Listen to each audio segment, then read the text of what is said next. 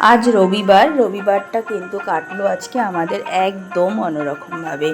সকালবেলা ঘুম থেকে উঠে সমস্ত কাজবাজ সেরে নিয়ে সবে মাত্র চায়ের কাপটা হাতে নিয়ে বসেছি, তখনই আমার বর বলল, চলো মাম একটু ঘুরে আসি, অনেক দিন কাকার বাড়িতে যাওয়া হয় না। আমি ভাবলাম সত্যি অনেক দিন আমি কাকা শ্বশুরের বাড়িতে যাই না। তো রেডি হয়ে নিলাম, রেডি হয়ে আমরা তিনজনে কিন্তু বেরিয়ে পড়লাম। একদম সকালটা এনজয় করতে করতে যাচ্ছিলাম।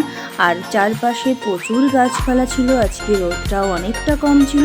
আর কাকা শ্বশুরের বাড়ি আমাদের বাড়ি থেকে আধা ঘন্টার মতো পথ। তো আমরা গল্প করতে করতে আমার বরের ছোটোবেলাগুলোকে শুনতে শুনতে, ও কী করে বাবার সাথে যেত সেই সমস্ত গল্প আমার সাথে বলছিল। আর সেই শুনতে শুনতেই কিন্তু আমরা কখন যে কাকার বাড়িতে পৌঁছে গেলাম সেটা বুঝতেই পারলাম না।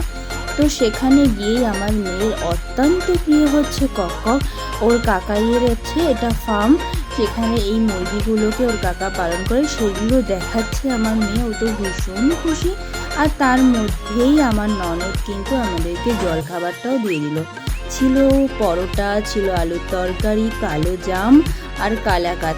আর আমরা সম্পূর্ণভাবে সারপ্রাইজ দিয়ে দিয়েছি। তো সারপ্রাইজ দেওয়াতে যদি এই আয়োজন হয় তাহলে ভাবো বলে গেলে কি করতো, এই যে কারণে আমরা বলে যাইনি। আর তারপরে ও কাকা ভাইপো মিলে প্রচুর কথাবার্তা, অনেক দিন পরে দেখা হলে যেটা হয় সবাই মিলে আমরা অনেক গল্প করছিলাম।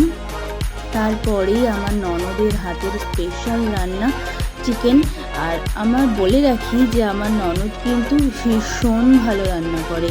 আর আজকে কি কি রান্না করেছে চলো আগে তোমাদেরকে একটু দেখাই। ছিল সাদা ভাত, ছিল ছোট মাছ দিয়ে একটা সর্ষে বাটা জিরে বাটা দিয়ে একটা পাতলা খুব হাতে বাটা মশলা দিয়ে রান্না করেছিল, ভীষণ খেতে ভালো হয়েছিল।